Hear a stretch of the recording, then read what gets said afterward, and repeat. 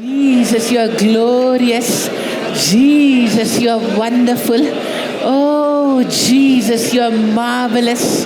Oh, Jesus, you're the Lord of all lords. Oh, you're the God of all gods. You're the King of all kings. Jesus, you are the one who rules. You are the one who reigns. You are the one victorious, glorious. Oh, nothing and no one can compare to you, Jesus. Nothing and no one can compare to you. Jesus,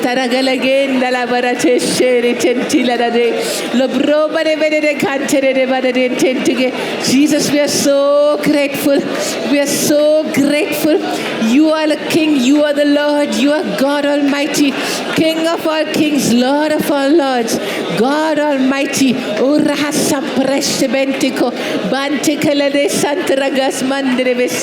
Jesus, oh, we belong to you. We belong to you 100%. Jesus, oh, thank you so much for buying us with your blood. Your precious, glorious, mighty blood. You didn't keep back your blood. You didn't keep back your life. You gave yourself totally to us. Jesus. Kaya tarasante. Karya sante. Yarakante. You gave yourself completely for us. 100% totally. You didn't hold back anything. 100%, 100%. Jesus, we don't hold back anything. We don't hold back anything. Nothing, nothing, nothing. Oh, our mind is 100% for you, Jesus. Anything that wants to distract us, anything that is blocking us, anything that is distracting us, Jesus, thank you, Lord. You have given yourself 100%. Now we give ourselves 100%. Redentila baba bandele lolo bro baba bandele lolo robote de antende. Namba kale kedikula bradede. We give ourselves 100%, 100%, totally, completely into your hands. Into your hands. Jesus, glorious, victorious, loving, Marakante. Father, every thought captive under the obedience of Christ Jesus. Dorabante. Nothing can stay in our mind. Nothing can distract us. Nothing can disturb us. Jesus, 100%, 100%. Everything for you. Everything to you. 100%.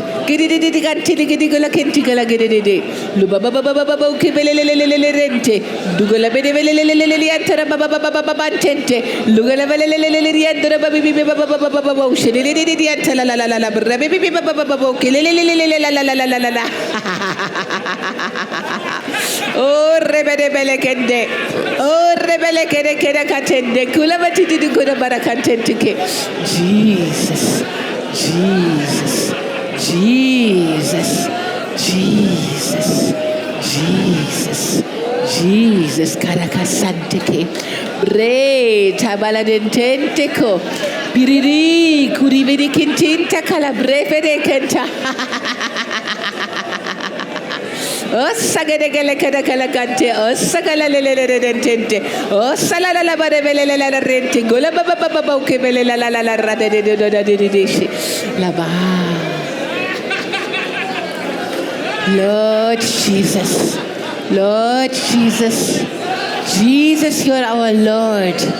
You are our God. You are our Savior. You are our all in all. Branda la gesera. Branda la gerebensera tudo bonte le balabare dentente de bura baba bantere de gale de dentiri gusaba. You are glorious, glorious, marvelous, wonderful, victorious. Kirati antirigas girakintikalage.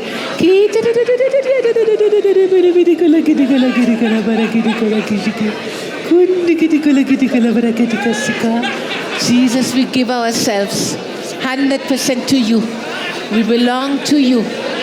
Jesus, you need us. How much you need us. Oh, how much you need us. How much you need us. Oh, Rabababanda, you need us to live your life on this planet. You need us to live a godly life.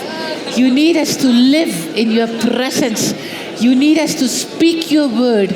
You need us to do your miracles. How much you need us. How much you need us. How much you need us. Jesus, here we are. Here we are. No own agendas. No own plans. No own ideas. Only what you have planned for our lives. That we want, Jesus. Before the foundation of this earth, already you have planned us. Already you have sanctified us. You have chosen us. You have chosen us before the foundation of this earth already. Wow. You have chosen us that we should be perfect before you, holy before you, sanctified before you. You have chosen us in love, in perfect love. You have chosen us. Rehenda bati dukunte kaladideta, rushunta paladideta, bonte kaladidante to the bitikidiki. Jesus, here we are. Here we are. Here we are. Here we are. 100% yours. 100% yours. 100% for your glory. 100% for your kingdom. 100% for your presence. 100% for you. Here we are. Here we are. Here we are. Here we are. Rabare beri buda bantende du kolabaradera baba baba baba bantende.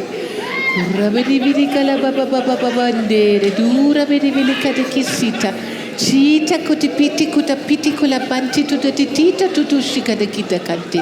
Shika buta kanti shagala ketente kuda pala kete kete kesi. Kalabitinti kalabuda kada kitinta. Kalabitinti kalabiti kulabada kuntinta. Likinti kalabara kishinta. Holy Spirit. Holy Spirit. Holy Spirit. Holy Spirit. Holy Spirit. Speak to us. You guide us. Holy Ghost, you speak to us everything. You want to talk to us. Here we are. Oh, just like Samuel. Father, we are so many small Samuels here. So many small Samuels. Rebape bunti kalidi bunta kadidididinti rubabababanti dugabadididinti. Small Samuels. Little Samuels. Shtubo baba bantigula baradinta kabadidididididinta. Lebo baba babandarabasa. Small Samuels, Father, for your glory. We will live for your glory. We will serve you. We will minister for your glory. We will live for you. Ma tipuratintushi. Tibita kitikale kitikanti kalake. Small Samuels, Father, you have brought us here. It's like you have brought us here into your presence, into your glory, to train us as your prophets, to train us as your mouthpiece. Pe particular puta kantikuta pedititi. Popo pidi pidi pidi pantikuda barakintinta kuda baratente. Kopo. Just take over. Just take over. Just take over. Your mouth, it has spoken so many bad words. Appa, you have used your mouth for so many lies. You have used your mouth to cheat girls. How many? You have used your tongue to cheat people for money. You have used your mouth and your prophetic tongue. You have used what God has created to bless nations. You have used it for the devil. You have allowed the devil to use your tongue. No more. Just right now, dedicate your tongue. Dedicate your mouth. Just right now. Dedicate yourself. Dedicate. Every one of your members, every part of your being It must become a weapon of righteousness, an instrument of righteousness, a weapon of righteousness. The devil has used you. How much? But now no more. You will no more allow that devil to use you. You will no more allow that devil to take you and to torture you. No more. No more. Barare, ebaradante, milibidi pura balatete tuga baba baba bontele la barreta da bodugolo kototontete. Menda didi buda bidi bidi kinti kili burushi bada kanti kele besse. Zaba.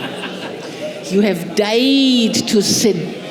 You have been crucified with Christ. No longer you live. Christ lives in you. No longer you live. Christ lives in you. You have been crucified. Oh, you can live this completely new. You can live this totally different new life. You can live this glorious life. You can live this Christ life, this Jesus life. You can live a life full of glory. You can live the life that 100% represents Jesus on this earth. Barade to the good pantera, rebarade de terra baba baba ushilele tera burakibi baba baba bokili bidi ante de bura baba baba ushilele de kete. Kola baragile kiti kuda bribidi kula kantenti burakitika. You can live a totally different life. Oh, you have died. You have been crucified with Christ. No longer you live. Christ lives in you. No longer you live. No longer you live. You don't need to worry. You don't need to strain and stress and worry and sorrow and struggle. No more. No more. Christ lives in you. Christ lives in you. Christ is living in you. The life that you now live, that life, you live it 100% in Christ. That life, you live it 100% with Christ in you. That life, you live it 100% for Christ. No more any of these old things. Old things have passed away.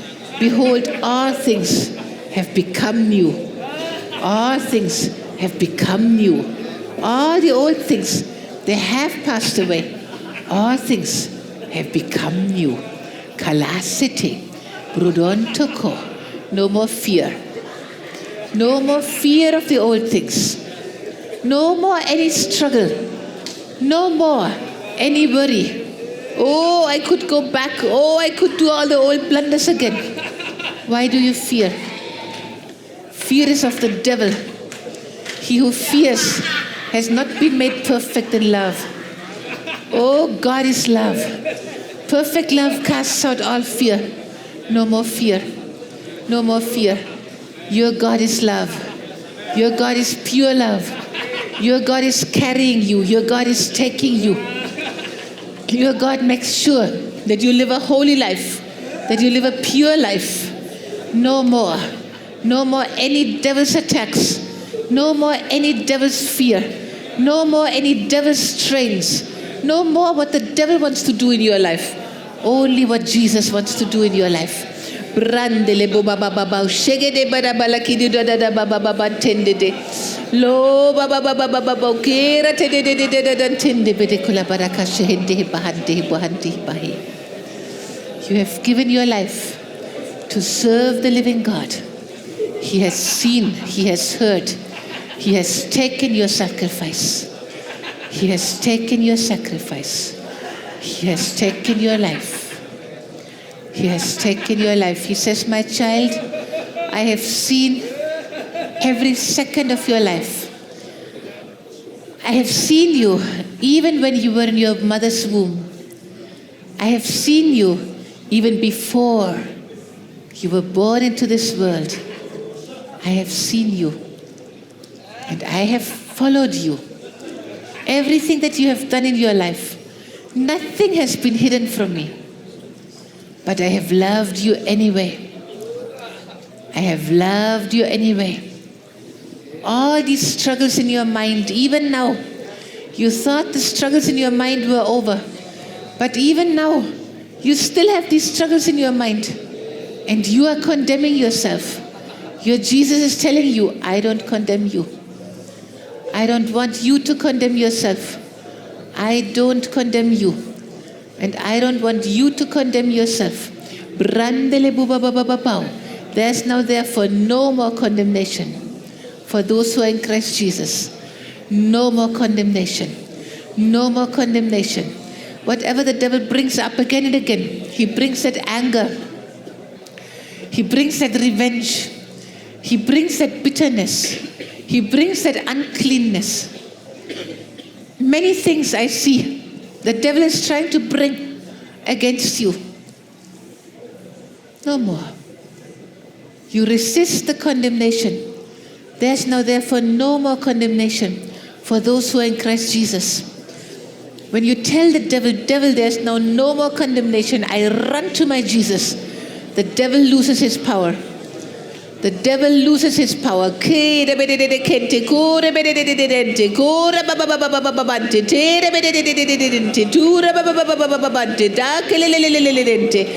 devil loses his power when you don't fall into his tricks. The devil has many different tricks and many different weapons to use against you. The Holy Spirit gives you the victory in each and every attempt of the devil to attack you and to destroy you. The one thing you need to do, immediately run and ask the Holy Spirit. Holy Spirit, Jesus, help me. Help me. This attack has come. What do I do? Holy Spirit, give me your strategy. And he will guide you. He will lead you into all truth. He will take you out of the lie of the devil. The devil will lie to you. The devil will tell you, see that? You have not changed at all. See that? You are just like before. See that? You thought you were different. No, you're just like before. See that? See that? That's how the devil will talk to you. No, you just come to the Holy Spirit. He's the Spirit of truth. He will destroy the lies that the devil brings against you. Oh, that lie that people have forgotten you. Somebody here is very afraid. Oh, I'm away from my people for such a long time. What will happen? What will happen? Will they forget me? Oh, what will happen? Will somebody else bring a different direction in my ministry? What will happen? You don't worry, because God brought you here. God brought you here. You have to cast all these burdens unto Jesus. He cares for you. And he cares for your ministry. And he cares for your wife. And he cares for your family. And he cares for your children. Somebody's very scared. Oh, I'm not here to take care of my children. Oh, my children can do any blunder. They are not very stable. Who knows what they do? Oh, other people cannot find out what they're doing. The Holy Spirit is telling you, I can find out. I can find out. And because you came here for me, you came here for me, you came here to meet me. Because of that, I take care of everything that belongs to you. I take care of your people, of your beloved. I take care of everything that you worry about. You have to cast all these worries, all these burdens, all these sorrows out of your mind. The devil is trying to make you lose precious time. Precious, precious time. The devil is blocking your mind exactly in the moment when very important messages are given. Exactly in the moment when very important points are spoken. Just a few seconds of distraction. That's enough for the devil to make you miss the point that you needed for your victory in your life. You need to cast all your cares and all your burdens unto Jesus, because he cares for you. He cares for you. He cares for you. He cares for you like nobody on this planet could ever care for you.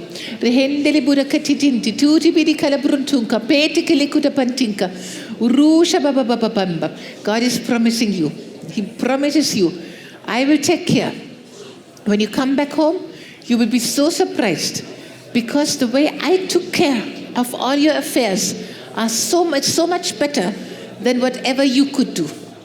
You will see that while you were here, your people have grown more than you were there to take care of them. Because I am so excited that you came here to take this time with me. Many of you came with much fear. What will happen at home when I am away for 40 days? What will happen at home? The Holy Spirit says, wait and see. And the Holy Spirit tells you, this is one of the trainings that I want to give you. Because you need to know that you are not the one that is needed for life to be successful, for life to go on.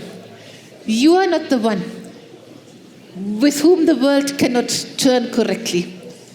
I am the one who upholds all things, upholds all things by the word of my power.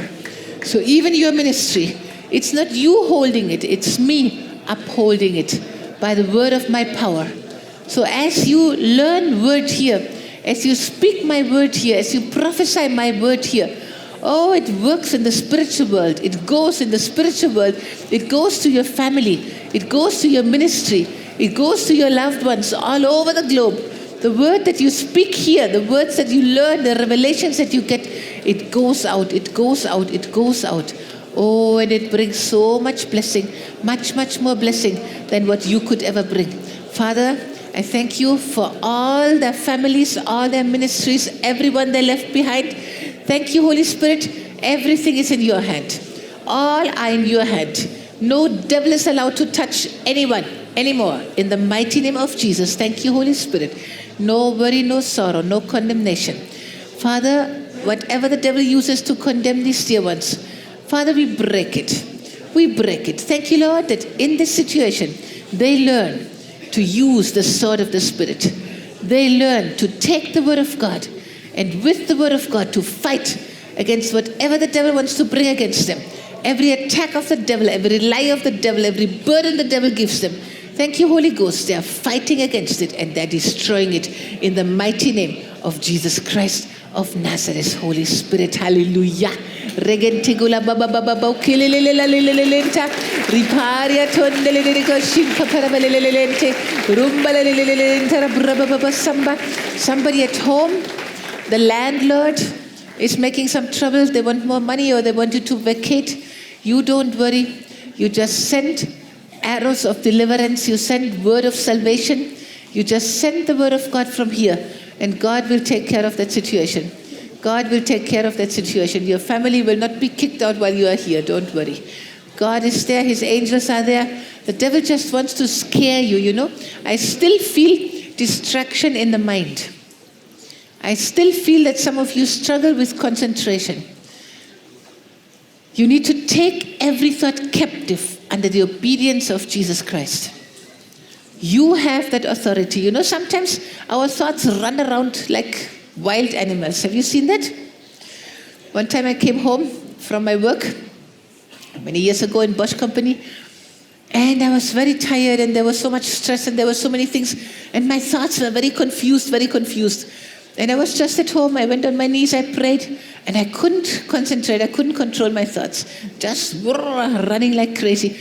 And the Holy Spirit reminded me of that scripture in 2 Corinthians chapter 10, that we take all our thoughts captive under the obedience of Christ Jesus. All our thoughts captive under the obedience of Christ Jesus. He gave me that scripture. I said, okay, I will pray it. Father, in the mighty name of Jesus, I take all my thoughts captive under the obedience of Christ Jesus. I just spoke it. You know, immediately it was very, very funny because in Germany we have, for winter, we have some like little houses, just like a little roof to protect the food that they put outside into the forest for the animals in the cold winter when they don't find their own food. No? So they have a little roof and underneath is the food. And it has a little thing around so the food stays inside. Little house. I immediately saw a vision of all these crazy thoughts, like little animals, everything running into that building, everything jumping in there, sitting inside, putting their hands there and looking at me. They were all taken captive. They were all sitting inside that house kind of thing, that compartment. No more wild thoughts running around. You have that authority. Your weapons are not carnal. Your weapons are spiritual. And your weapons are mighty in God and mighty through God. Your weapons destroy every kind of stronghold in your own mind or in the spiritual world or in other people's mind or in the natural world. Whatever the devil has built up, Whatever the devil has done anywhere, that sickness in your body, that anger, that bad old character, whatever the devil could build up, that destruction in your family, whatever the devil could do, your spiritual weapons can destroy. Hallelujah. Hallelujah. Your God has given you such a tremendous authority. You know, in Matthew 28, Jesus said, 18 to 20, no? Jesus says, all authority has been given unto me in heaven and on earth. We know from Philippians 2 that also under the earth. In the name of Jesus, every knee must bow, every tongue must confess. Maybe now only under the earth. Hallelujah. Maybe now only after Jesus went to the grave, died, and then in that time he went to preach to these spirits that were captive, that were prisoners. He went to preach to these souls that were captive in jail. He went to preach to them. Hallelujah. Repanti kubababantiti. Jesus said in Matthew 28, all authority has been given to me in heaven and on earth. Okay? And then he went to the cross. He died. He went down. Hallelujah. Rabanti. And he sent us. He sent all of us with this authority. But when he went to preach the gospel down there, to these spirits down there, you remember what happened? He preached the gospel to them. And in Philippians, maybe Paul had the higher revelation. I don't know. Maybe Paul had the higher revelation. Jesus already had gone down. I don't know. Jesus only said heaven and on earth. But Paul said even under the earth. So the authority of Jesus, that Jesus told us in heaven and on earth. But the authority under the earth is only revealed in the apostles of Paul. In Philippians. That is revealed that at the name of Jesus, even under the earth, even these knees have to bow. Why Jesus himself didn't say that we have authority under the earth, I don't know. Anyway, we know we have authority in heaven, on earth, and under the earth, and we can take every one of our thoughts captive. We can bind every demon. We can cast out any demon. We can bind the things in the heavens. We can bind the things on the earth. We can bind even under the earth. Whatever the devil is doing, underground hidden work, whatever he's doing, we can bind that. We have been given this authority. Why does Jesus allow your thoughts to be attacked? Jesus allows your thoughts to be attacked so that you can practice. You can practice. Why does Jesus allow the devil to attack your body with some sickness or with some disease? So that you can practice. You can practice. Hallelujah. In your own body. You know, the beginning of our faith life is normally you practice in your own life. You don't directly go out and minister to other people. First of all, you win your own Jerusalem. Then Samaria, Judea, then ends of the earth, everywhere. No? First of all, your own life, you conquer. Whatever problems the devil has put into your life. And then you can go out and you can minister to other people. Ezra did that. Ezra, he set his heart on studying the word of God, searching the scriptures, studying the scriptures, then doing the scriptures, and then only teaching the scriptures. See, in our own lives, we win the victory in the different areas. Now don't tell me, okay, I don't have the victory in this area, so I cannot go out and minister yet. You need to do the two things at the same time. While you are working strongly with the word of God, with proclamation, with prayer, strongly working to get the victory in your own life, in the same time, you already give your testimony to other people. How can I pray for healing? Everybody can see that still there's some sickness in my body. Maybe you say like that. You tell people, you know, I myself am fighting. That sickness is with me for such a long time. That devil didn't like to leave me. That devil is very happy to live in my body, but I know he doesn't have a right.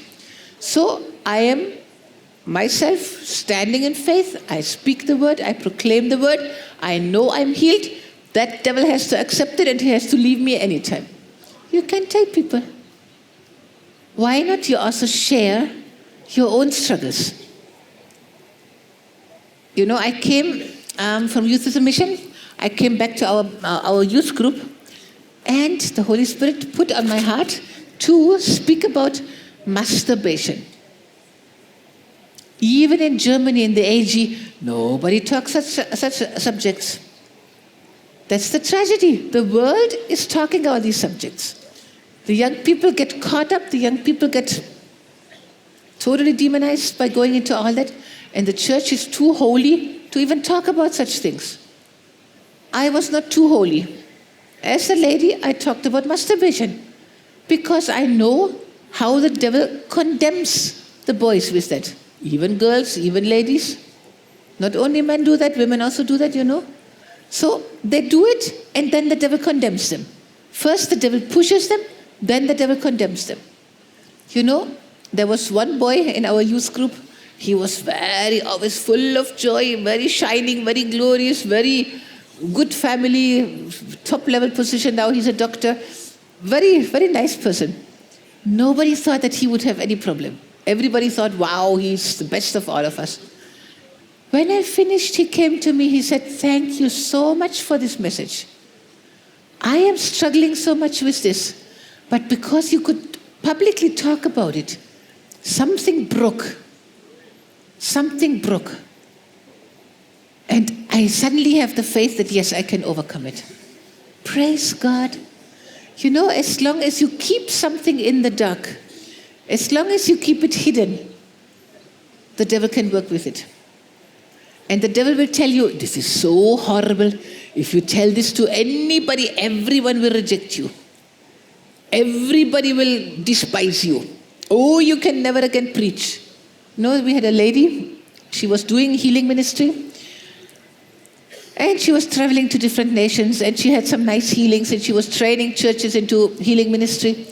And suddenly she got brain cancer.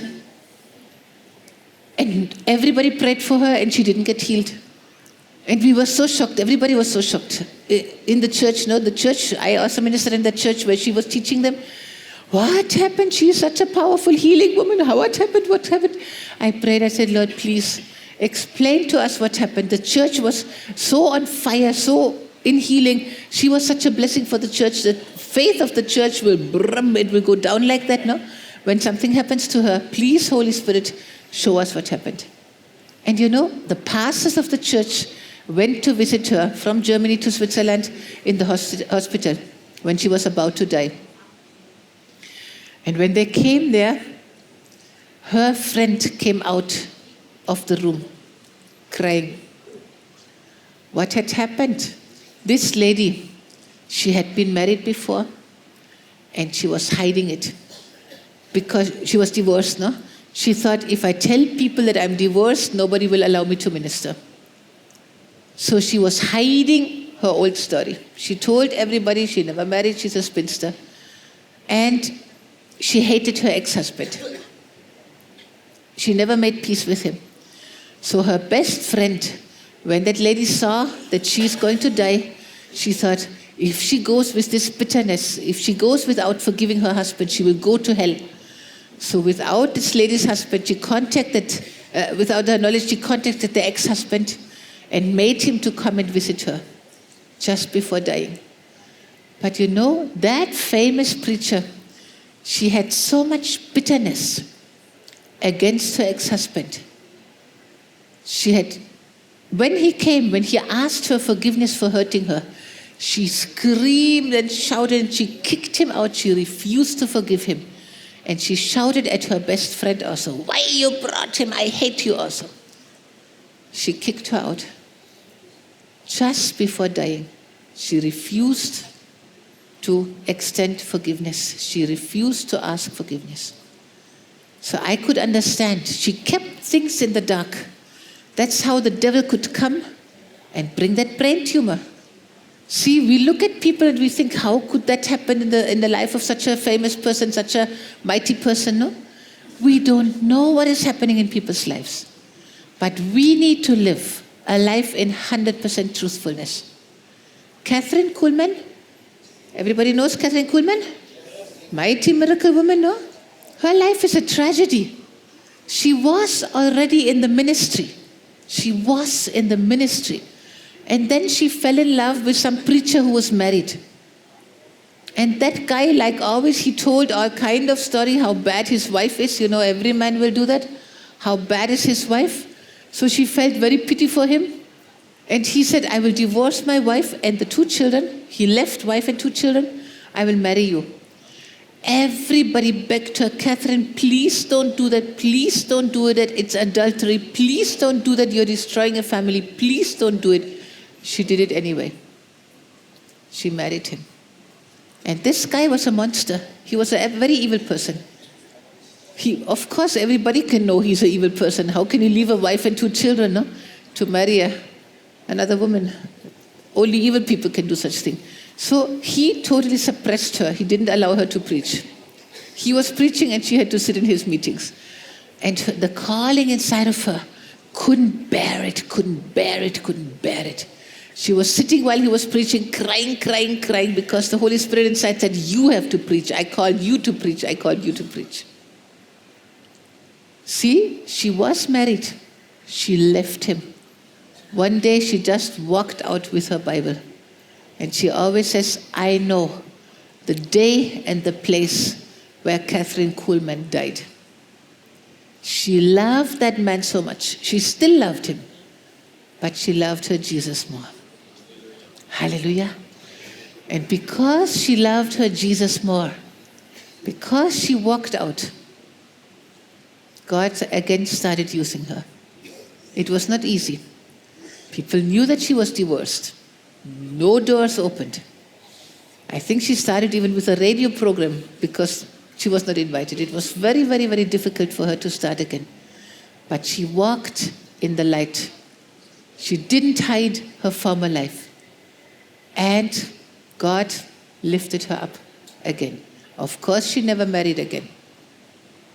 No, the husband was alive. Of course, she never married again. But she served Jesus until the last day of her life. Hallelujah. So the devil will work when you allow any darkness anywhere. I don't want you to allow any darkness anywhere in your life. This is your opportunity here. I was in Argentina, and there was a group from Hong Kong. And they came to learn from the revival in Argentina, and they came to one very mighty man of God, Carlos Anacondia, who has a special ministry in deliverance. And I was there as a translator for the Swiss group. And then the leader of that Hong Kong group came and asked for appointment with Carlos Anacondia. And he told Anacondia that he had an affair. He was the top leader, one of the very top leader of Hong Kong. Small place, no? Very small place. So everybody knows one another, no? And he had fallen into some affair. For some time he had an affair. And he had already come out of it. But he had such a condemnation. He had such a guilt because he could never confess it to anybody. And he had such a fear. He knew the darkness is there. Because I couldn't confess it to anybody, the devil can anytime again attack me, anytime again catch me. So he thought, okay, I have to go to some other nation where nobody knows me. And he organized a tour for some of his people to come with him and to see the revival in Argentina. But actually he organized the tour only for himself to come and to be able to open up. And he asked this Carlos Anacondia, please cast that demon of adultery out of me. Please cast that demon out. And Carlos Anacondia, he prayed. And he said, no, there's no demon there. There's no demon there. You repented already. You cried enough. You couldn't confess, but even you confessed to the Lord. Now you confess before me. There is no demon there. Maybe the demon left when he confessed because he knew that there was darkness there. And he looked very, very dark. I saw him the next day. Anacondia prayed for him. Nothing manifested. No demon came. But that condemnation was gone. He could open up. He could receive the forgiveness somebody spoke to him. That constant fear that he can fall again, thinking there's a demon still there, it was gone. He looked 10 years younger. He looked so beautiful, so glorious. He was so full of joy and full of anointing. The devil has so many different ways to destroy Christians, and especially to destroy the servants of God. If you allow darkness anywhere in your life, if you don't confess your sin, the devil has wide place to play. And you cannot even stand in faith because you yourself know that you are allowing this darkness. So because you know it, you know that you are not walking in the light, you're not living in the light. You know that you allow the devil to act in your life. How can you stand in faith and rebuke the devil? So the number one thing for a successful ministry is to walk in 100% light. 1 John 1, verse 7 until verse 9, you can write down. See, when we walk in the light, when we walk in the light, when we walk in the light, when we walk in the light, oh, everything happens. We have fellowship with one another. We have fellowship with Him. He forgives us all our sins. He cleanses us from all unrighteousness. When we confess our sins, then we can really walk in the light. Maybe when you go back home, some drama happens.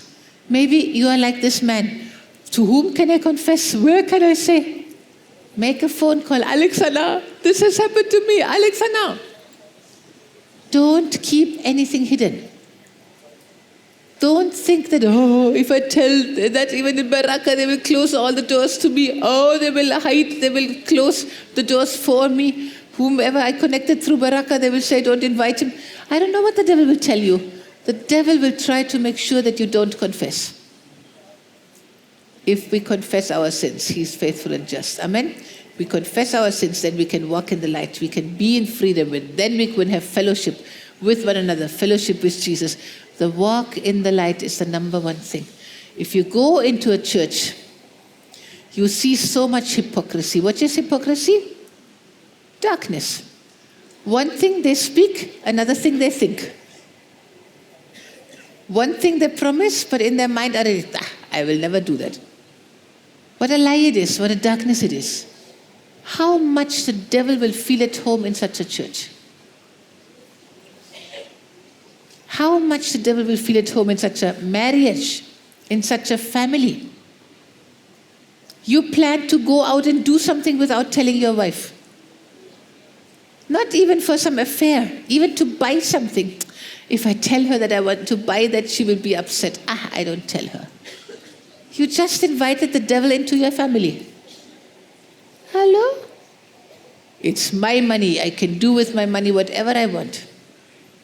She's a part of you, isn't she? You know, women are much wiser with money than men. Because women are the homemakers, no? Women are the ones that have to make sure that the children will have food, the house is there and in order, no? When you marry, you will think, I can easily be a traveling minister, I don't need a house. When you marry, your wife will start telling, I need a place to stay, I need a place to stay. Because every bird will make a nest. Every dog, when our dogs are pregnant, just before the delivery, they will go around everywhere and they will look for a place. Pavam females, the dog males are very horrible. They enjoy, they fight, and then they leave the ladies. I had one dog in the very beginning when I didn't know the dog psychology. I had one male dog and one female was pregnant. So I put food and that male dog didn't allow the female to eat. So I pet that male on the backside. Can you imagine? He was a typical male. He was so offended he never came to me again. He was offended. But I was upset. What? You are fat enough, this female. How many babies are growing inside? She has to eat, no? So sometimes, all these funny things to understand. How sometimes the selfishness, not understanding that in our lives, in Christianity especially, but even any human being, Jesus made them one. When they come together, it's not like dogs, how many different ones? Oh, who is the father of this one and who is the father of that one? Same litter, no? Siblings. Completely different. Different father, huh? They mate with different men, and then because they have many babies, the different babies can come out differently. Humans have one baby from one husband, okay? Okay? And also we are living in the New Testament, okay? We are not living in King Solomon's times, okay? 700 wives, 300 concubines. We are not living in King Solomon's times, okay? You know, some people, how the devil is working, some people even with such a nonsense they come. Oh, David also had many women. Oh, once you become a leader, once you become a king, you need more. There is a church in America, we didn't hear which one, he didn't say which one. Jesse Duplantis, maybe you know, he was invited to preach there. And they put him into a hotel. And a few hours before the meeting, there was a knock at the door. And when he opened, there were two ladies standing there, beaming. He said, sisters, yes, what do you want? And they just wanted to come in. And he said, sisters, what? Yeah, pastor sent us. Why? For what? I'm praying, I'm preparing for the meeting. Yeah, we are the sisters of comfort. The sisters of comfort. The pastor sent us to comfort you. They were church prostitutes. Church prostitutes. And this man, the Jesse Duplantis, confronted the pastor. The pastor said, yeah, you know, you're a man, no? We men, we have our needs, no? So these ladies are here to minister to our needs so that then we can concentrate on Jesus directly and we can nicely minister to the church. The devil will bring so many horrible, horrible, horrible lies. That's why we emphasize so much the word of God. The devil is the father of lies. When the devil speaks a lie, he speaks out of his own resources, abundant resources. You need to be very, very, very strong in the word of God. You need to be very much one with your wife. Doing something or buying something that your wife would not like, you know she doesn't like it, no? Don't do it. Or talk to her. Explain to her why you would like it. If you can convince her, great. Or make a deal. Okay, you know what we will do? Okay, one time we discuss and you allow me to buy what you don't think I need. The next time we again discuss and I allow you to buy what I think you don't need. Why not you do like that? Come to some agreement. I would never buy something that my husband says nonsense. You don't need it. I would never do anything that my husband says you don't need. My husband would never buy or do anything that I don't agree with. Why should we? Why should we open the door for the devil? Why should we show the devil disunity and allow him to come in? I can do it secretly. I just enjoy it when he's not there. The devil knows I'm walking in darkness, no? Can you live a very transparent life? You don't know how high God wants to lift you. And you know, kingdom of God is from glory to glory. Life with Jesus is going higher, higher, higher, higher, higher. Life with Jesus is never going down. The devil fell because of his much trading, because of his pride about his beauty. The devil had to be kicked out of heaven. That beautiful covering cherub. Bah, that one that was so close to God. God had to kick him out because of money matters and because of pride. Never think it cannot happen to you. It has happened to many servants of God. What is happening right now in America is extremely interesting, you know. We were praying and prophesying for years and years and years. What I love especially is Romans 8 verse 18. The wrath of God is revealed from heaven, hallelujah, against all unrighteousness and ungodliness of men who suppress the truth in unrighteousness. I love this word. The wrath of God is revealed against those who suppress the truth in unrighteousness. The devil works with deception. The devil works with lies. If you want to defeat the devil, if you want to conquer the devil, you have to make very, very, very sure that you work and walk in truth. 100% truthfulness. Now, sometimes, you know, we have a problem when I speak about truthfulness and confessing. Maybe before your marriage, before you knew your spouse of now, you had some affair.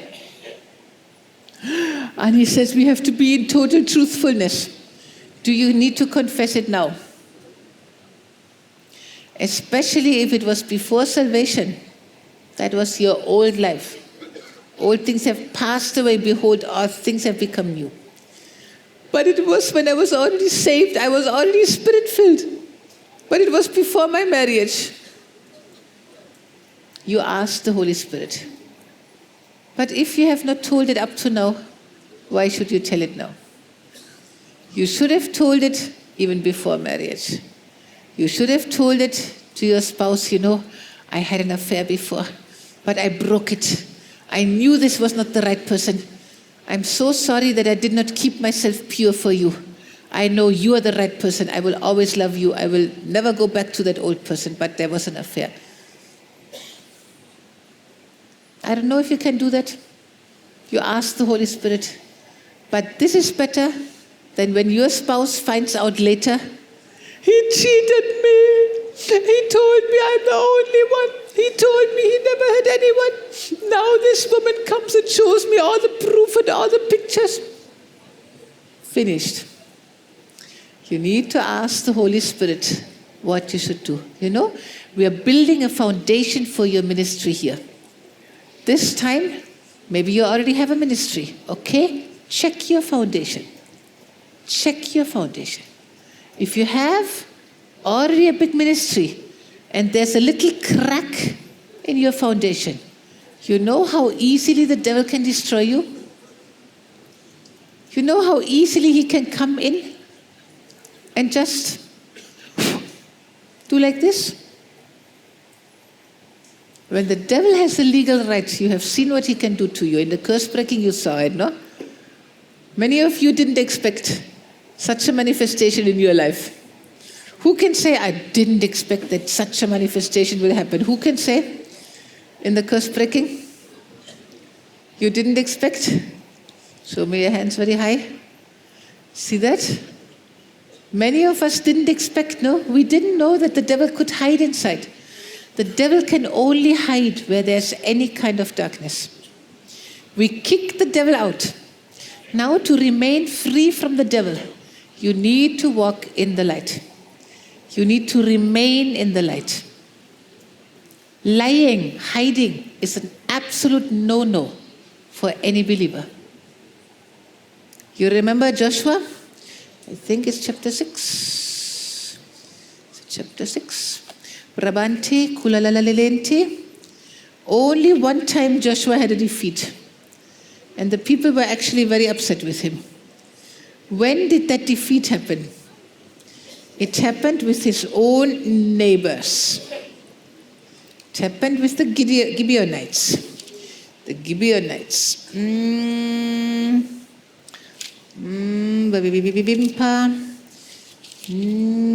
The treaty with the Gibeonites, chapter 9. The treaty with the Gibeonites, chapter 9.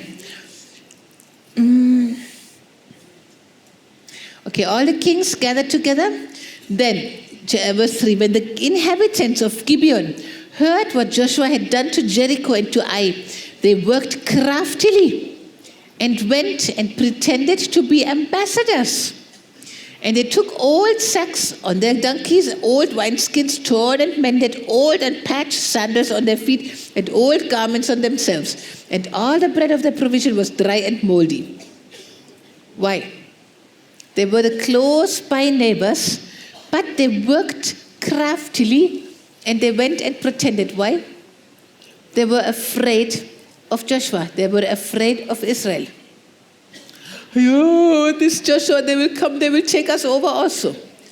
Once you go into ministry, once you go into anointing, once you go into power ministry, once you start the healing, the deliverances, the devil will feel like that. The devil will be just as afraid as the Gibeonites were here. Maybe the devil living in your spouse. Maybe the devil living in your church board, in your committee, in your leadership. And that devil may work very craftily. That devil may come and pretend. Many times it happens when I pray for deliverance, somebody starts laughing very beautifully. And normally laughter, when the Lord turns the captivity of Israel, he filled their mouth with laughter, their tongue with joy, no? So normally that is a sign that God turned the captivity, that the deliverance has happened. But sometimes the demons themselves make laughter. The demons working craftily, pretending that they have already gone, they try to fake the real joy of the Lord. The joy of the oil of gladness, the joy anointing even. So even when somebody starts laughing, I am not immediately happy. I don't say, praise God, deliverance has happened. I check. Maybe you saw me, no? Still, I will be still, no? And some people, they start laughing, and still I will come with my finger. Have you seen? Because the devil will work craftily and pretend. He will pretend that he is gone. Sometimes somebody just falls and just totally quiet. From a heavy manifestation, falls and quiet. You can think the demon is gone. But many times the demon is still hiding inside. The devil is very crafty. He's very cunning. He's still hiding inside. If you don't discern in the spirit, you will say, very good, that person is delivered. Many times when that happens, when the person falls, I just say, okay, Holy Spirit, you take control, you take over, you keep on working. Sometimes I tell our team, keep on working.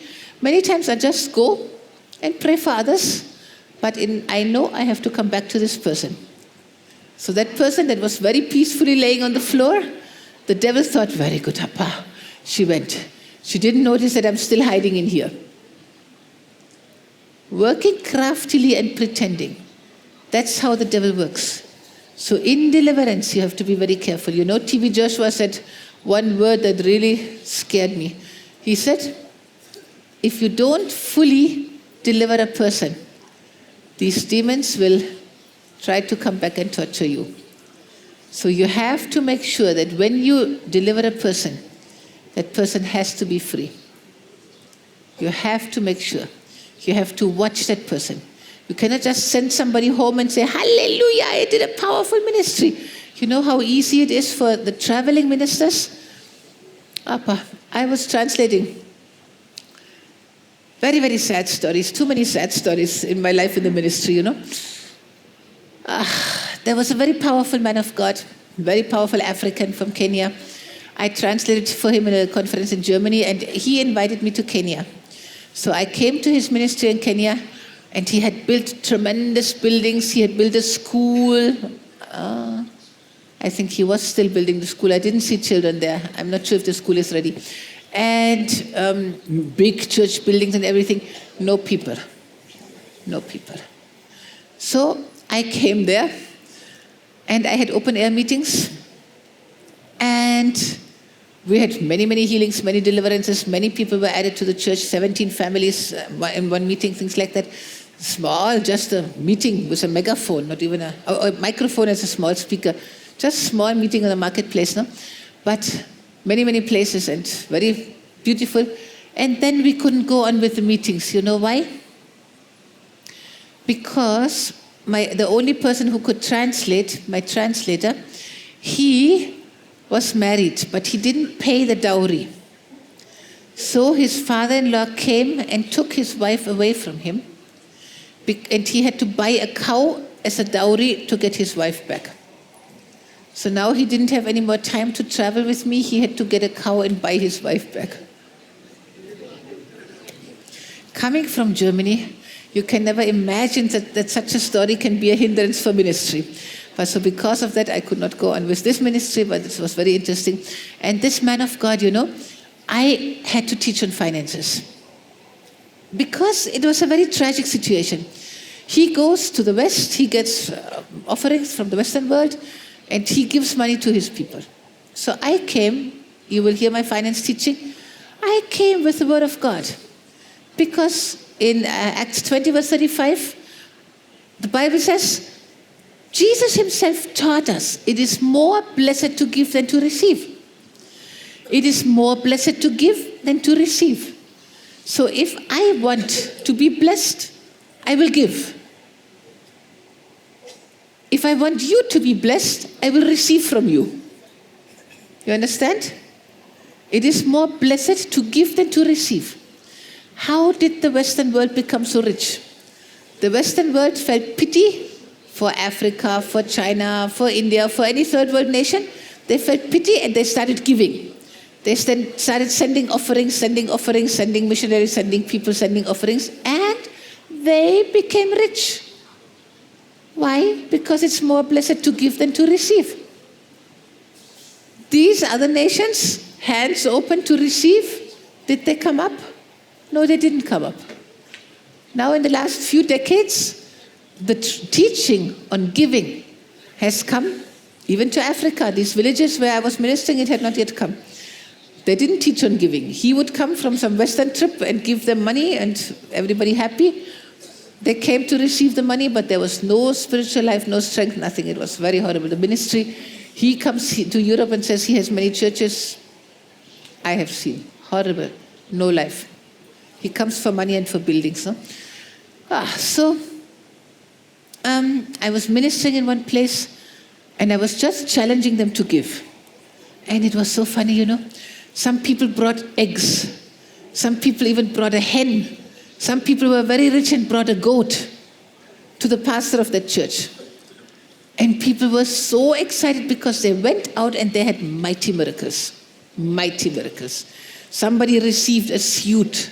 He never had a suit. Somebody gifted him a suit. Another person tried for over 10 years to build his house. And he couldn't buy the timber. And after giving some offering, again he tried. He went to the timber company. And this man was a Muslim. You know why I'm wearing this dress today? I wear this dress today in honor of our Elisha and his new young wife, Angel. You know them? Kitchen. Our Kitchen Elisha. I ministered in their marriage just a few months ago. And today we got the news that she conceived. So this is from Elisha's mother, who is working in the Middle East. So this is a gift from her. So today, just to honor the new couple, I'm wearing that. Hallelujah. So this man of the timber company, so bless them. Bless the pregnancy, bless the young couple. The timber company was a Muslim. And he didn't like Christians. So he never gave him the wood to finish his house. So this man thought, okay, she preached on money.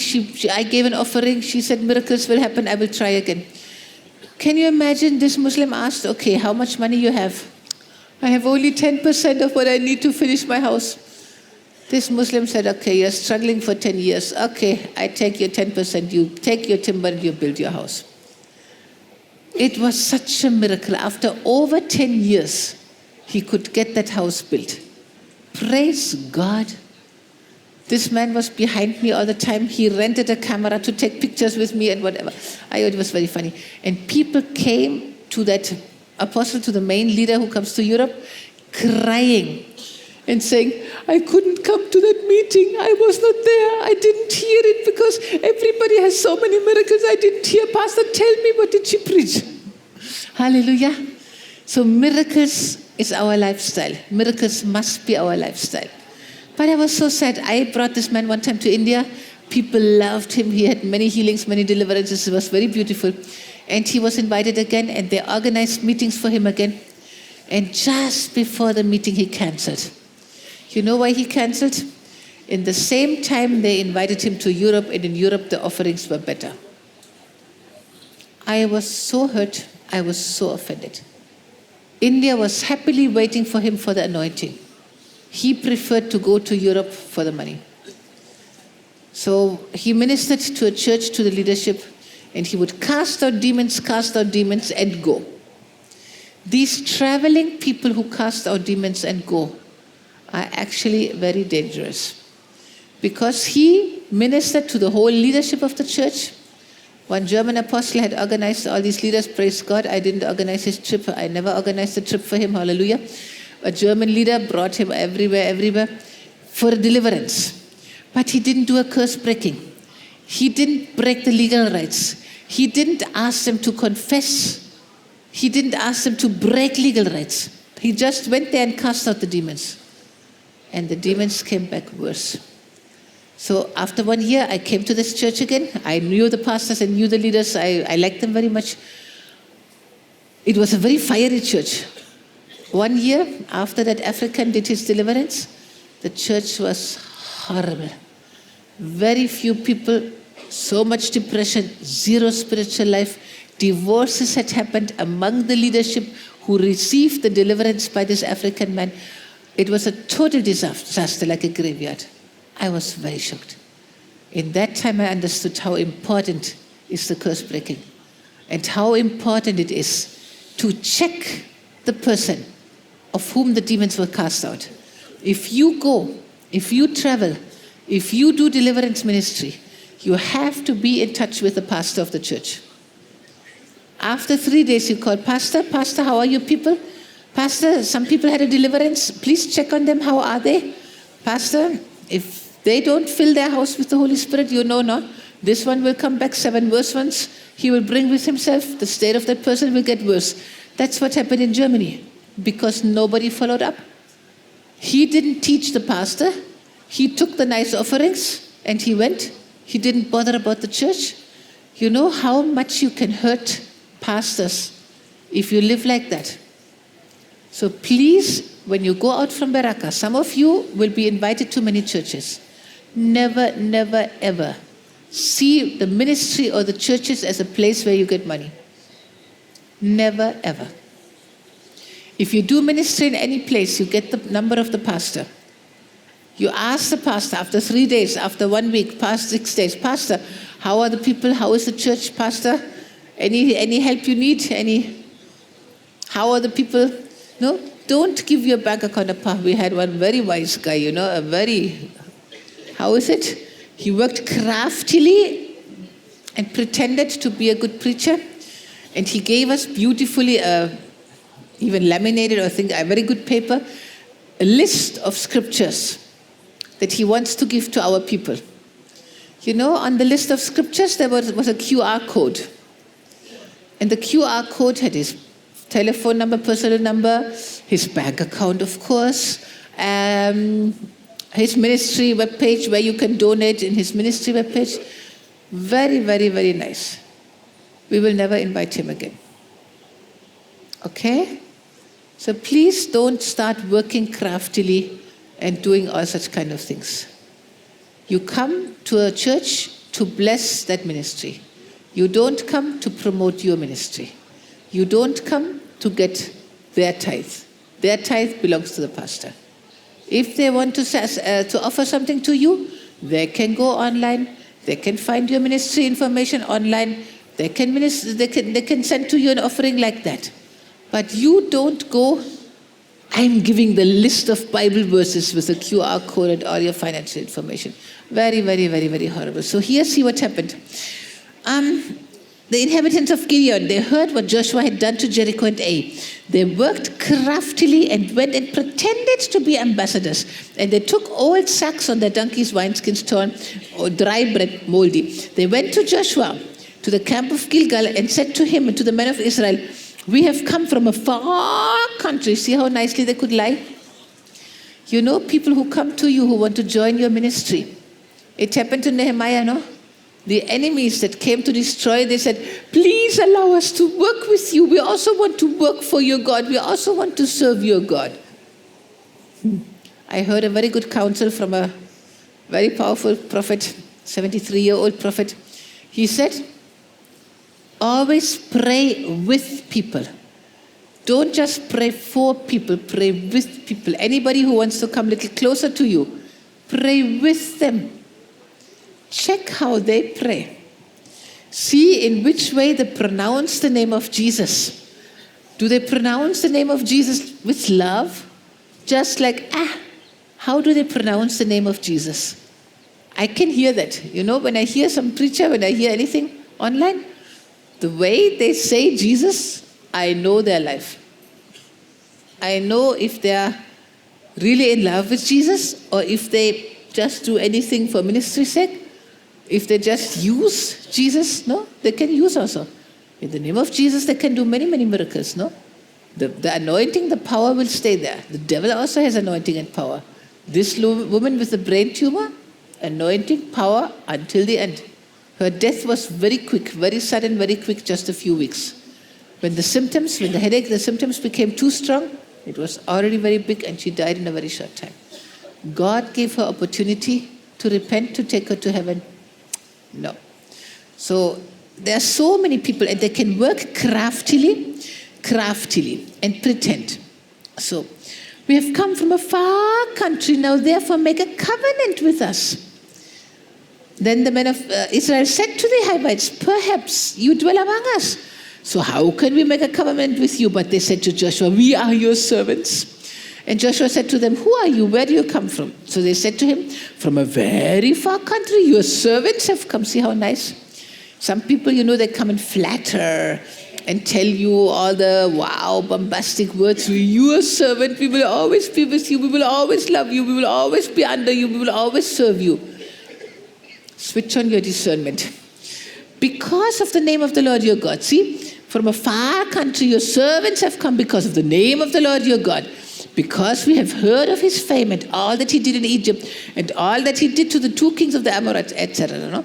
So, and therefore,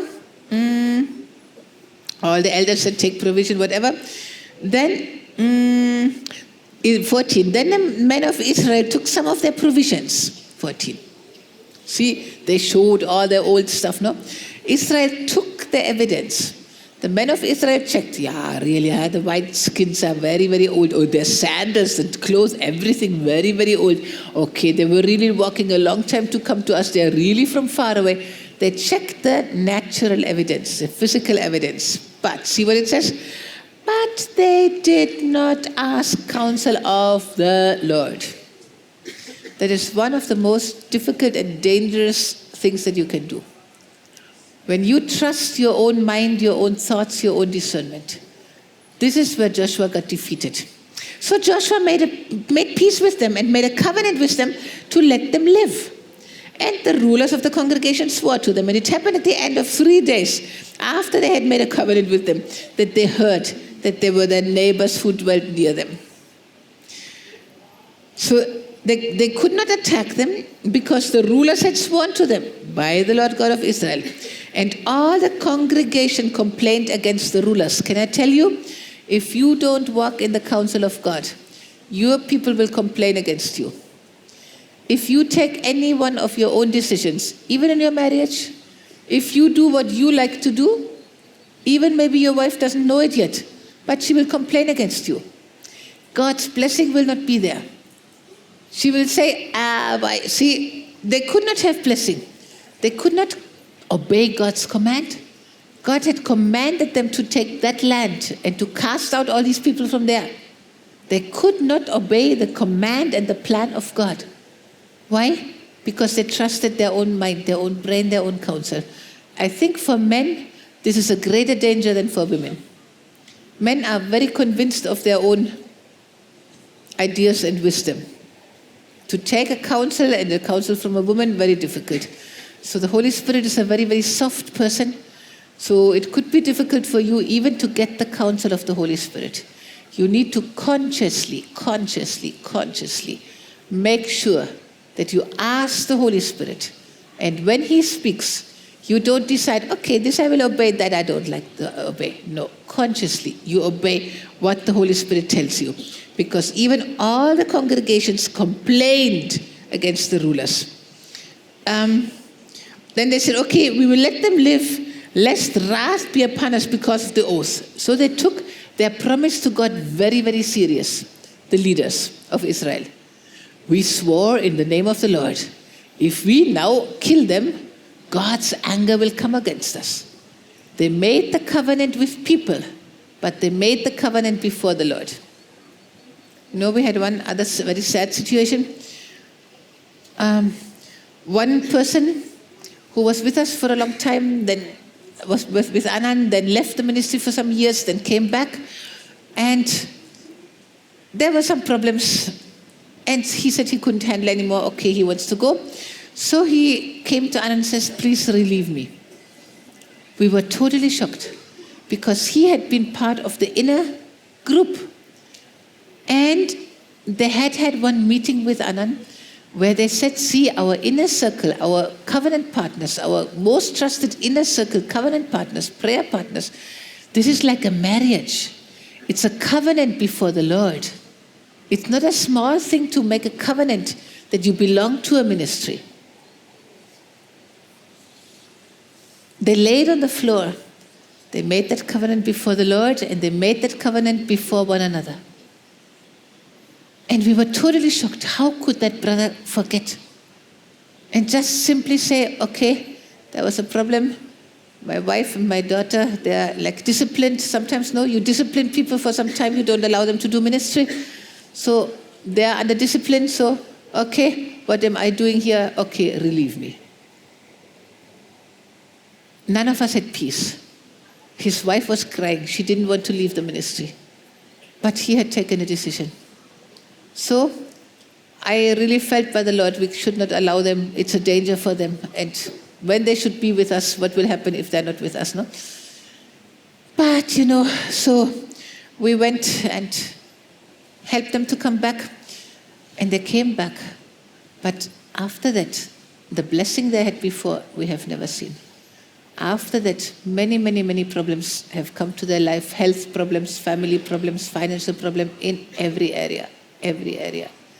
It is very, very extremely sad to see. The leaders of Israel took it so serious, no? Verse 20, we will let them live, lest wrath be upon us because of the oath which we swore to them. Pa! And the ruler said to them, okay, let them live, but let them be woodcutters and water carriers for all the congregations, as the rulers had promised them. Not even for the house of God. Woodcutters and water carriers for all the congregations. Yeah, but here it says again, then Joshua called for them and he spoke to them saying, why have you deceived us, saying we are very far from you when you dwell near us? Now therefore you are cursed. You are cursed. See that? They deceived, they worked craftily, they pretended, and a curse came upon them. We take our words so easy. Maybe somebody asks you to do something, you say, okay, I will do it. But already you have planned to forget it. You have planned that you will not do it. You're working craftily, you're deceiving. A curse will come on you. Curses come much more easily than you think. Curses can be broken much more easily also, but you have to recognize a curse so that you can break it. As long as you don't recognize the curse, you will not even rise up against it. Amen? He says, so you are cursed. And none of you shall be freed from being slaves. None of you shall be freed from being slaves. I tell you, I see that so much in churches. So many even of the pastors and of the leaders in churches, they are not enjoying the freedom in Christ. How many of you know some pastors and some leaders that look like slaves? They look like unhappy. They look like the ministry is a burden. They look like, we don't have that freedom of the Spirit. They preach like very strong but angrily. They don't have that life of Christ. They don't have that freedom. See? Many times that is because they worked craftily. They pretended, they deceived. And that has to be repented for. That has to be broken.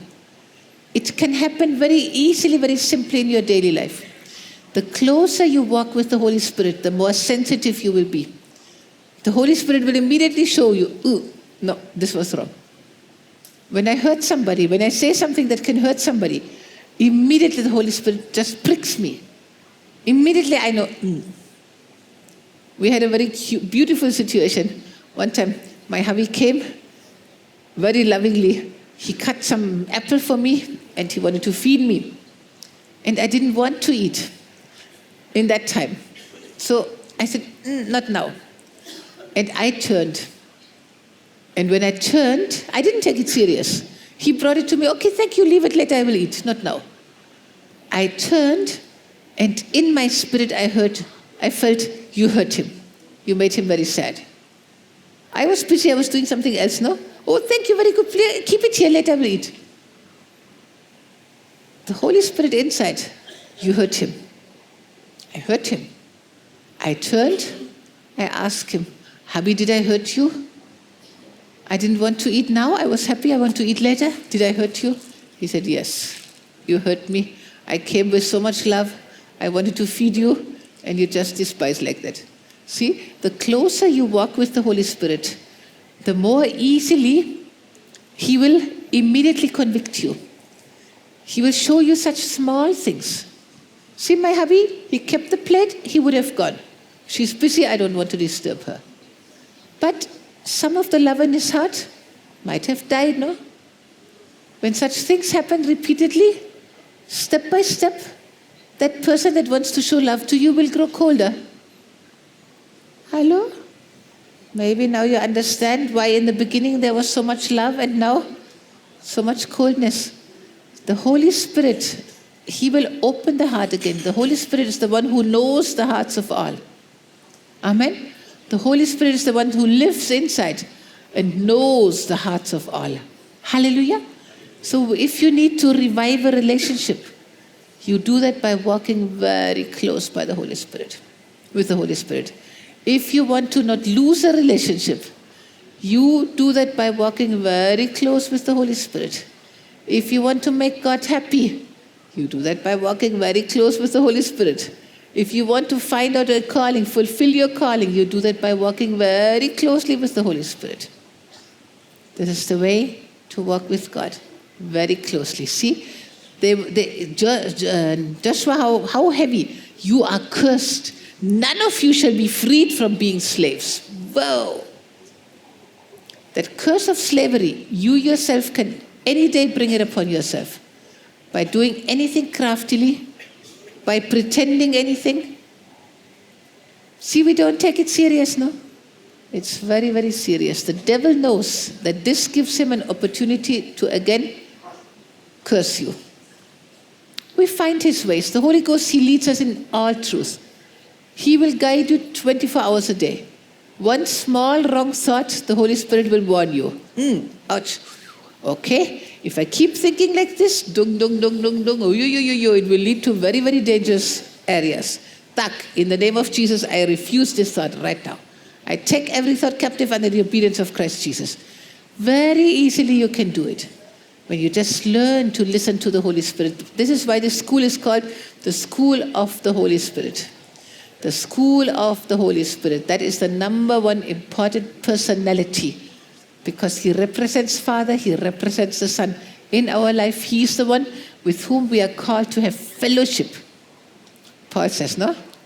Hallelujah. Fellowship. The fellowship is with the Holy Spirit. This closeness, this 24 hours a day. Woodcutters and water carriers for the house of my God. This is very funny, no? Because here, first, they said for the congregation, woodcutters and water carriers. But Joshua said, okay, I will lift you up a little bit more. At least, okay, you do it for the house of God. Before that, the rulers, they were so furious, they said, okay, you be our servants. You be servants for each and every one of them. I'm very sure that after they finished their work in the house of God, they would have been used also as servants for everybody else, anybody else. Definitely 100%. Hallelujah. So pretending, not walking in 100% clarity, liberty, truthfulness, faithfulness is such a danger. But you don't need to fall into that. You know, as long as you live in the light, as long as you stay very close to Jesus, your ministry will grow. It will multiply, explode, expand everywhere. Because God is so keen, so desperate to have many laborers for his great harvest. People ask many times, how can it be this person is living in sin and they do such a mighty ministry? I always say, God is so desperate. God has to use whomever is willing to be used because people go to hell. People go to an eternal hell. So our life, our testimony, our steadfastness of having a lasting ministry is so important in the eyes of God. It doesn't count how you start. What counts is how you finish. How you can stand one day before the Lord. Can you one day, will he tell you, well done, good and faithful servant? Will he tell you that one day when you stand before him? Will you have fulfilled everything that he has planned for you? Or have you used any excuses? Have you gone around in any way? Have you done anything to escape from God's plan for your life? You know, even some people, They know God told you to marry this girl, but you don't want to marry her because there's somebody who is richer. There's somebody from a better family who can help your ministry better. But God told you to marry that poor one. You know, for Anand to marry me was very difficult. He was above 50. So many people will say, at this age, why did he marry? Then everybody will say, white woman, he married her for the money. Actually, I'm not allowed to bring any money into the ministry. It's very sad, I'm not allowed to bring money here. I don't know the laws are like that. So people stopped giving ministry. Okay, now the money, the white woman has come, she will give him money for his ministry. Many people left, now in this age, people said he will lose his anointing, so many things. But he knew God had spoken to him that he has to marry me. Just 2 days ago, we were standing up there and he was looking around all the land and the buildings and he said, wow, one woman obeyed God. Hallelujah. Thank you, Jesus. So I said, wow, this is a perfect book title, huh? It's a perfect book title because also he's telling me I should write my life story, not to encourage other people to also go through all the training that is needed to come into ministry, all the training that goes on while you are in the ministry. No, we should not hide anything. We should write all our attacks, all our problems, and how we overcame, and how we go from glory to glory to glory. My hubby said he would never have come to Pundi. He would never have had this center. He could never have had a ladies' school. How many things could have never come, no? It was not easy for me to come from Germany. It's not at all easy. But praise God, because I knew that God spoke, I could come. I knew this was God's plan. The different cultures is not at all easy. You know that. Hallelujah. For you as a man, it's not easy in Europe. For you as a woman here, it's not easy to live here. Nothing is easy. But God put you together. I agree. This is really from the Lord. So you will shine wherever God puts you. I'm very curious what God will do with your life. Hallelujah. Very, very curious. But you also obeyed God, no? So people obeying God, that's all he needs. And one of the requirements is to live in truth. Think about it, Jesus is the truth. So small things like hiding from your spouse, small things like that, don't do it anymore. The higher you want to grow, the more you have to be in the light. The more you want to be sure that the devil cannot counterattack you, the more you have to walk in 100% transparency, truthfulness. 100%. Holy Spirit, Rikante. Belelululalarante. Tugaleveredika to Gurushipatikilikata Kontinka. Beta Kalakutugili Bravadikidika Bantinka. Shubuta, Kileti, Kudabanti, Tididintam. Father, we have your character. We are just like you. You have made us exactly like you. You have come to live inside of us. It's not difficult. It's not difficult, but we lived so many years in Egypt. We lived so many years in this world system. We have just learned so many things from the devil. We have learned to work craftily. We have learned to just cheat people and to do what we want to do. So many bad things we have learned that could destroy our ministry. Father, you're right now building our foundation or fixing our foundation. You're right now showing us how and why that devil could again and again get access into our life, access into our ministry. Holy Spirit, Thank you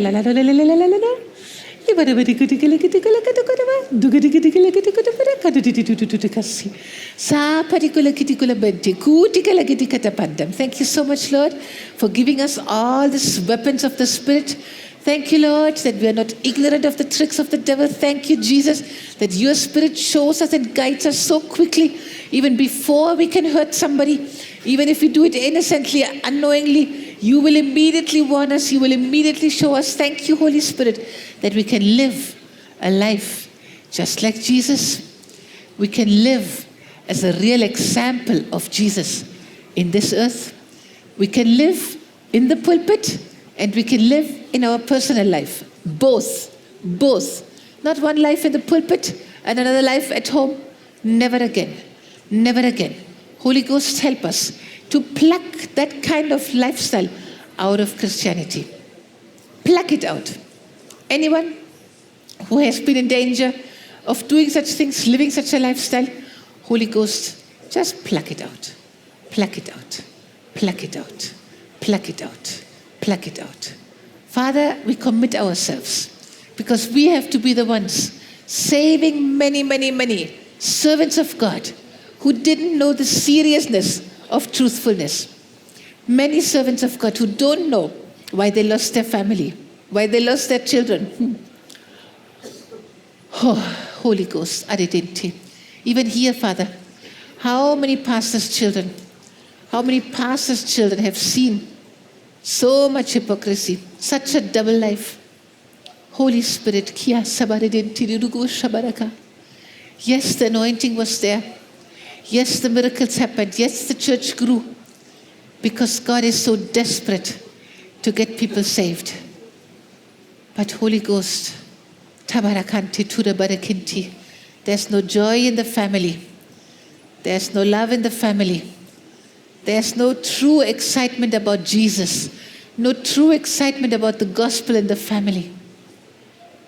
How much these children were hurt by seeing a lifestyle of hypocrisy. Father, the sons of Eli, Appa, what a horrible thing. They misused their position. They used the girls, the women that came to bring sacrifice to God. Father, what a temptation. That Eli, he had lost his closeness to the Lord. God could no longer speak to him. God had to discard him. God had to come to a young Samuel, to a small child, to share his heart. The priest has hardened his heart. The one to whom the whole nation was looking for counsel, for guidance, for God's presence. He had already hardened his heart so much that God had to come and speak to a small child. Father, what a tragedy in so many areas of the body of Christ. Father, how easily even the body of Christ can become such a mockery. Like what we see now in America, all this exposure happening. It happened first in the house of God. Many churches, many ministries were exposed for financial impurity, sexual impurity, how many horrible things happening in the ministries. The two most important Christian TV channels from America, God TV and Daystar TV, both of them, so much junk has happened inside. Junk in the marriages, junk in the families of the leaders. How much horrible stuff has happened. Hiding and finally breaking it, not able to bear it anymore. How much horror has happened. How much the devil has won the victory. Father, help us, help us, help us to walk in such a clarity and purity. Help us to help other leaders to walk in such a clarity and purity. Father, even our own pastors, even our own parents that are in the ministry. Holy Spirit, use us to free them from that curse of slavery. Free them from that curse of slavery. Make them again sons, not slaves. Sons, beloved sons, close to the heart of the Father, enjoying the presence of the Father, enjoying their prayer times, enjoying the fellowship of the Holy Spirit. Ole kandiri kudakishe. Tori kalabiri kotandere shibodo kuntinta. Kere kili kudabatinta kuri kalegide bratante. Ko shabababa ushidididi antididididikisi. Zinta kulabarava sandam. Father, there are churches that were supposed to unite. Churches that had split and they're supposed to unite again. But because of hidden things, they could not. God wants to bless the church when it unites again.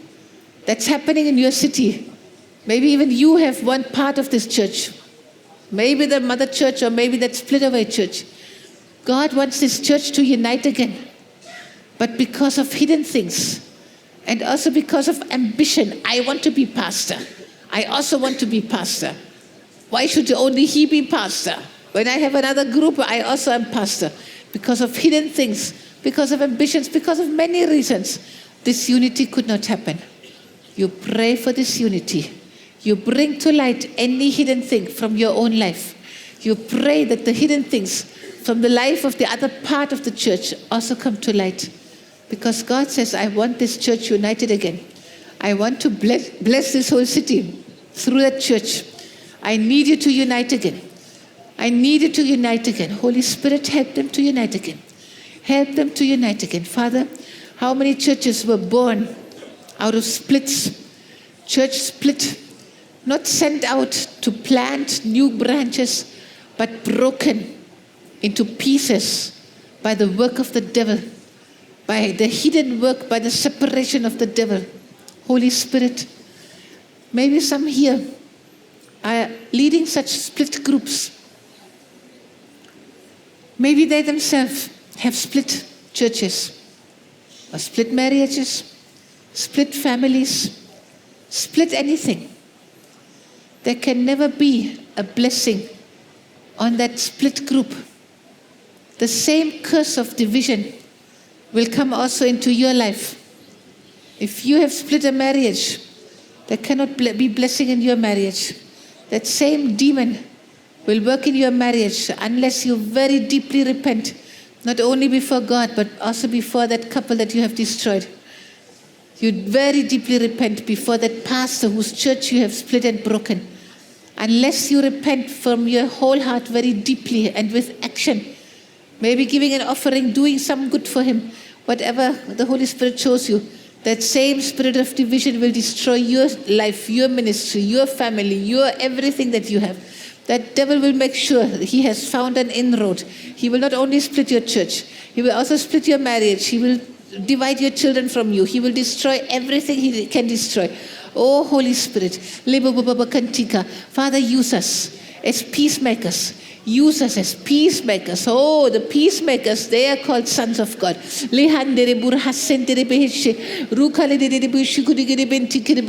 Father, all these split away groups where there cannot be any blessing, Holy Ghost, you speak to them. You speak to them. You speak to them. Father, speak also to the third leader of the big church. Father, speak to them. You make a way that there can be again reunification. You speak to them that maybe there was a new teaching which the old one could not accept. Father, you speak to them. You show them in which way they can gather your body again together. Father, maybe not as the same church, but at least in friendship, in unity, in blessing. Maybe they can invite one another. Today you preach in my church, I preach in your church, like that. But to show that unity, to defeat the devil, to defeat that disunity. Because when all together, when all are in unity, Jesus will be united. Jesus will be lifted up. The whole world will see that Jesus was lifted up. Father, use us for unity. Use us for unity. Holy Ghost, Nabande, Rukala Baratende. Use us, Father, to destroy all these kinds of works of the devil. Father, wherever the devil has already worked in our family, in our marriage. Father, small things that we didn't even notice that they can bring much hurt. Father, you help us to heal that hurt. Heal that hurt in our spouse. Father, we are also willing to forgive and to allow you to heal that hurt in our own hearts. We want to be again so full of that bubbling joy and bubbling love that you have planned for marriages. Father, you want marriage to be the most joyful, most exciting place on earth. It's our safe haven. It's where we can totally be ourselves. It's our place of completely free, showing ourselves as we are and being accepted and being loved just as we are. It's a divine place. It's a place where the love of God flows unhindered. But the devil has brought so many restrictions, so many screens, so many things that you cannot say and should not say. The devil has worked so much, even in our churches and our ministries. Holy Spirit, tu kolabaratante heshe, tunta parahazente upahe, Kuntu shiba baba baba usekele he sehente he. Punda la la la la la rante kede he gente kuda he. Ku shipidi du kushunte ki shipidi du kushukudu tuntutu. Ki shipidi du kutuntu kushuhu. Shi kitikula gidigila brukuru kutuntu hushuhu. Holy Ghost, Holy Ghost, Holy Ghost. Father, and we take every thought captive under the obedience of Jesus Christ. Still some of you, the devil is attacking your mind. I can feel the devil is still attacking your mind. Even in prayer, you don't fully concentrate. I rebuke this attack of the devil on your mind right now. In the mighty name of Jesus Christ of Nazareth. In the mighty name of Jesus Christ of Nazareth. All this attack on your mind. Not be able to concentrate when you pray in tongues. Not be able to concentrate when you read the word. Not be able to fully concentrate during the sessions. I rebuke it in the name of Jesus. I break it in the name of Jesus. I break it in the name of Jesus. I break it in the name of Jesus. Holy Spirit, you take complete control. Every word that we speak and every word that you speak, every word from the pulpit and from the Spirit directly, every word deeply engraved into their spirit, memorized, deeply staying inside of them, so that the devil can never again come and hit them and destroy them. In the mighty name of Jesus. Thank you, Lord. There will be such examples of a godly lifestyle, of a lasting ministry. Until the last breath, they will have a wonderful testimony. Until the last breath, they will walk in that divine light, in that glory, in that liberty, in that freedom, in that holiness. Oh, there will be such an example until the last breath of their life. Holy Spirit, a lasting ministry, a glorious, exemplary ministry for each and every one of them. A healthy life, a happy life, a joyful life, a glorious life for each and every one of them. The family, blessed and united, walking in truthfulness. The children with the parents, united. Oh, loving Jesus, honoring Jesus, walking with Jesus, blessing Jesus, and bringing Jesus to multiple generations in multiple nations in the mighty name of Jesus. Amen. Amen. Amen. Amen. Amen. Thank you, Jesus. Hallelujah. Thank you, Jesus. Thank you, Jesus.